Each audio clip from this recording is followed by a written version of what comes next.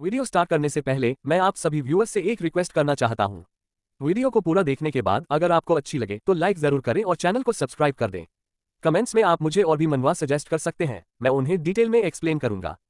Protagonist जानना चाहता है कि वह आदमी उसके दोस्त से क्या चाहता था जिस सुखद पल में वे थे वह खत्म हो गया था।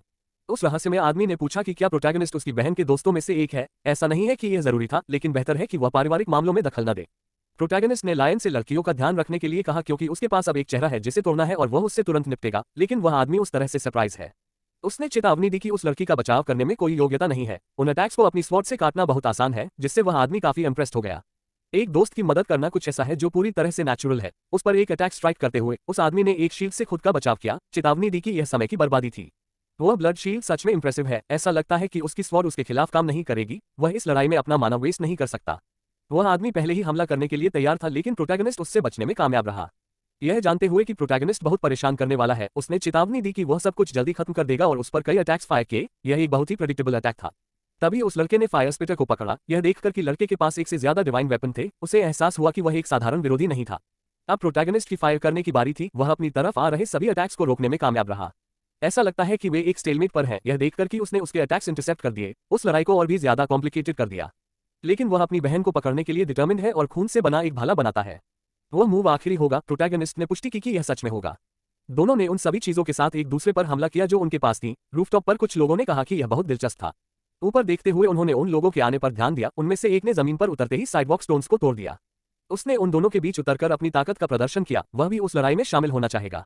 प्रोटैगनिस्ट जानता है कि वह स्टूडेंट काउंसिल से ताल्लुक रखता है, जबकि नीले बालों वाला आदमी जानना चाहता है कि जूल वहां क्या कर रहा है। उसने चेतावनी दी कि वह बच्चों के साथ बहुत ज्यादा सख्ती बरत रहा था। उस लड़की ने कहा कि यह व्यवहार काफी एम्बैरेसिंग है। अपने दो सहकर्मियों को देखकर उसने अपने अटैक्स रोकने का फैसला किया, लेकिन जेक चाहता था कि लड़ाई थोड़ी और देर तक चले। उसका पूरा शरीर आर्मर से ढका हुआ था। बड़ा होने के अलावा उसकी एक शक्तिशाली प्रेजेंस भी थी। उस लड़की ने उस मस्क्यूलर से अपना काम करने के लिए कहा, जबकि उसने कई चेंज समन की। ऐसा करना जरूरी था ताकि वह कठोर कदम न उठाए। वे लड़ाई जारी रखने के लिए वहां नहीं थे। उस जादुई ताकत को भांपते हुए प्रोटैगनिस्ट को एहसास हुआ कि वह भी बहुत मजबूत थी।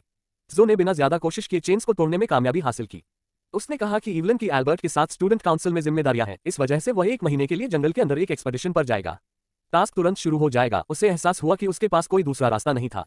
वहां से जाते हुए उसने चेतावनी दी कि वह 1 महीने में अपनी बहन को ले जाएगा। उस लड़की ने वीकलिंग न्यूबी को अलविदा कहा। यह एक राहत की बात है कि वे सभी चले गए। स्टूडेंट काउंसिल के छात्र सभी मॉन्स्टर्स हैं। पीछे मुड़कर उसने देखा कि क्या उसके दोस्त ठीक थे। उसने कहा कि उसे चोट नहीं लगी थी और उसे इस सब में शामिल करने के लिए माफी मांगी, लेकिन प्रोटैगनिस्ट ने कहा कि यह जरूरी नहीं था। वह सिर्फ यह जानना चाहता है कि वह और उसका भाई क्यों लड़ रहे हैं। इसकी वजह यह है कि वह उसका इस्तेमाल करना चाहता है क्योंकि वह अगला हेयर है। जब वह ग्रेजुएट हो जाएगा तो वह अनएक्सप्लोर्ड रीजन्स पर हमला करके अपना खुद का टेरिटरी एक्सपैंड करने की कोशिश करेगा। लाइन जानता है कि वे जमीनें पावरफुल क्रीचर्स से भरी हुई हैं। उसके भाई को लगता है कि उसका डिवाइन वेपन लड़ाई में एक शक्तिशाली आर्टिफैक्ट होगा, लेकिन वह लड़ना नहीं चाहती। उसका इरादा मजबूत होना और हेयर बनना है। यह वही सिचुएशन है जिसमें प्रोटैगनिस्ट है। समस्या यह है कि वह कुछ नहीं कर पाए। वह उसे हराने से बहुत दूर है। सैरा ने कहा कि यह सच नहीं है क्योंकि वह लड़की उसकी प्रोटेक्ट करने में एबल थी। ऐसा लगता है कि इससे उसे उम्मीद की एक चिंगारी मिली थी। सैरा जो हुआ उसके लिए बहुत ग्रेटफुल है। यहाँ तक कि प्रोटैगनिस्ट भी अपना ग्रैटिट्यूड एक्सप्रेस करना चाहता है और उसने ऐसा करने के लिए उस लड़की के पास गया। किसी को बचा पाने से ही वह मजबूत बनता है। पिछली बार वह ऐसा नहीं कर पाया था। उसने कहा कि उसमें कॉन्फिडेंस होना चाहिए क्योंकि अगर उसमें ताकत की कमी है तो वह ट्रेन कर सकती है। लाइम ने कहा कि वह भी उसकी मदद करेगा। शुरुआत में उसे यह भी नहीं पता था कि क्या कहना है, लेकिन वह अपने नए दोस्तों के लिए बहुत ग्रेटफुल है।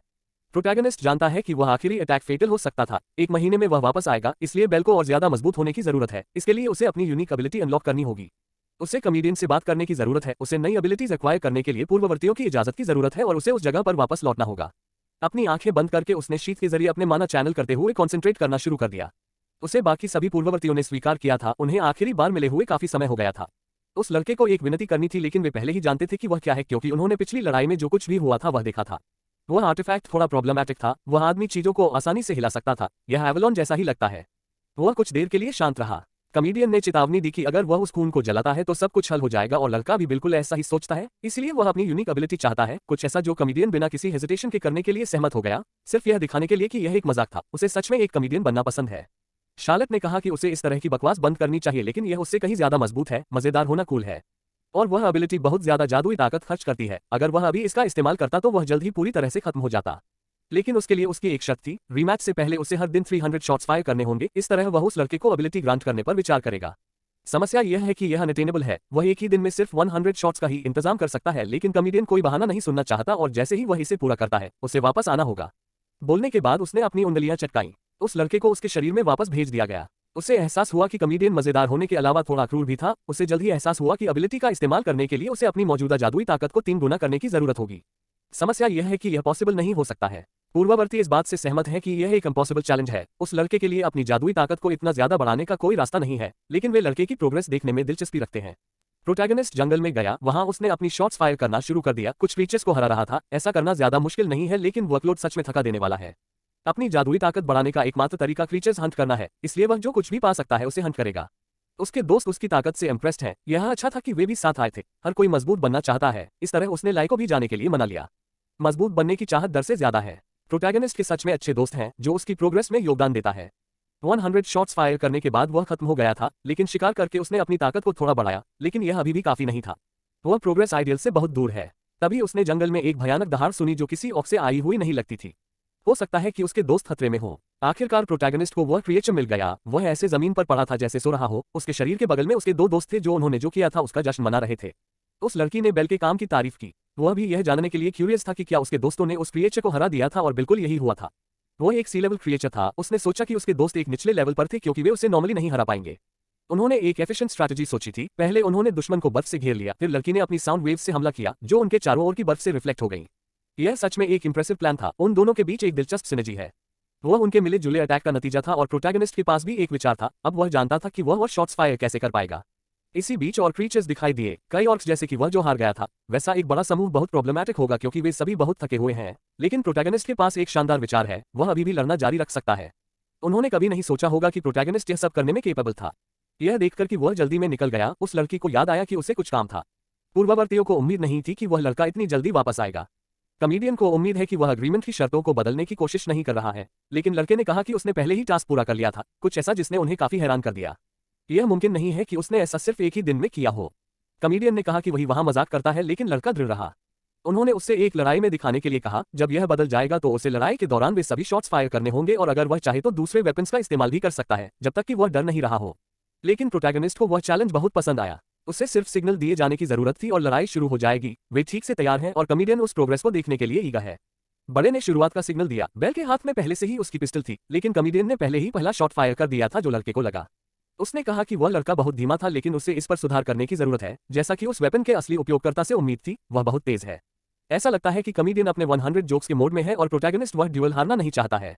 दोनों ने कई बार फायर किया, जिससे कॉमेडियन काफी इंप्रेस था। शार्लेट ने कहा कि वह लड़का बहुत अच्छा था और अब वह समझ गई थी कि बड़े ने उसे ट्रेन करने का फैसला क्यों किया। सच में वह अपने प्यूपल पर बहुत प्राउड है। उस शर्मीले ने कहा कि असली लड़ाई अभी शुरू होनी बाकी थी और शार्लेट को उसका लहजा पसंद नहीं आया, लेकिन उसने उन्हें याद दिलाया कि उन्हें यह देखना जरूरी था कि क्या वह लड़का अभी भी शॉट्स फायर करने में केपेबल था। यहाँ तक कि एडम भी सहमत था। 100 शॉट्स काफी नहीं होंगे और वह लड़का खुद को बहुत ज्यादा पुश करता रहा, लेकिन कॉमेडियन के लिए यह अभी भी चैलेंजिंग नहीं था। उन्होंने कई बार फायर करना जारी रखा। वह थोड़ा और ज्यादा थक गया था और अपनी लेग खो रहा था। एडम ने उन सभी को गिना था और लड़के ने 97 शॉट्स फायर किए थे। यह देखकर कि लड़ाई अब दिलचस्प नहीं रही थी। कॉमेडियन इसे खत्म करने ही वाला था, लेकिन प्रोटैगनिस्ट के पास एक ट्रम्प कार्ड था। उसने शक्तिशाली शील्ड समन किया। इस तरह वह खुद को थोड़ा और ज्यादा प्रोटेक्ट कर पाएगा, जिससे कॉमेडियन को अपनी स्ट्रैटेजी पर फिर से सोचना पड़ा। लड़का हवा का भी इस्तेमाल करने वाला था। हवा को पिस्टल से गुजार रहा था और कॉमेडियन जानना चाहता था कि वह उससे क्या करने का इरादा रखता है।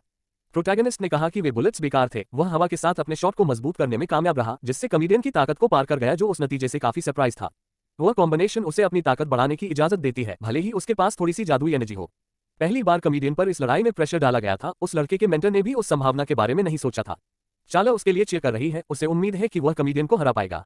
कॉमेडियन जानना चाहता था कि उस लड़के ने शुरुआत से ही उस स्ट्रैटेजी का इस्तेमाल क्यों नहीं किया था। उसे याद दिलाया कि वह पहले एक जाल में फंस गया था और अब एहसान लौटाने का समय था। लेकिन उस एबिलिटी को छिपाने से अब चीजें नहीं बदल सकती थीं। लड़के को उन सभी शॉट से बचना था और लड़ाई एक बार फिर बहुत ज्यादा बैलेंस्ड हो गई, क्योंकि प्रोटैगनिस्ट कॉमेडियन के पहले शॉट को मारने में एबल था। क्योंकि उसकी जादुई ताकत भी कम हो रही थी, जबकि लड़का अपनी स्ट्रैटेजी पर दृढ़ रहा। सिचुएशन काफी कॉम्प्लिकेटेड हो गई थी। उसके विरोधी पर प्रेशर था।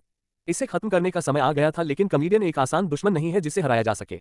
वह अपनी लपटों के पीछे छिप गया, जिससे लड़के को उसकी असली जगह के बारे में जानने से रोका गया। इसके अलावा उसे नहीं पता था कि शॉट्स कहां से आ रहे थे। उसे जल्द ही पीठ में मारा गया, जिससे उसे कॉमेडियन की जगह के बारे में एक सुराग मिला, लेकिन उसने खुद को फिर से पोजीशन कर लिया और उस लड़के को एक बार फिर मारा।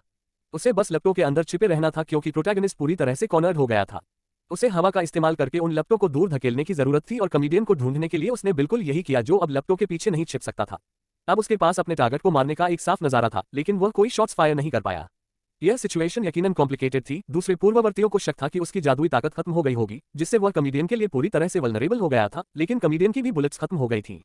आखिरी इम्पैक्ट हुआ, जिससे कॉमेडियन घुटनों पर गिर गया। उसे अपनी लिमिट तक धकेल दिया गया था, बिल्कुल उस लड़के की तरह जिसने उस ड्यूल में 301 शॉट्स फायर करने में कामयाबी हासिल की थी। उसके बाद वह पूरी तरह से खत्म हो गया था, वह बहुत छोटे से अंतर से जीता था। प्रोटैगनिस्ट की मेहनत को देखकर कॉमेडियन बहुत खुश था और उसने उसकी तरफ अपना हाथ बढ़ाया। उसने आखिरकार उसे अप्रूव कर दिया था और उसकी यूनिक एबिलिटी अनलॉक करेगा।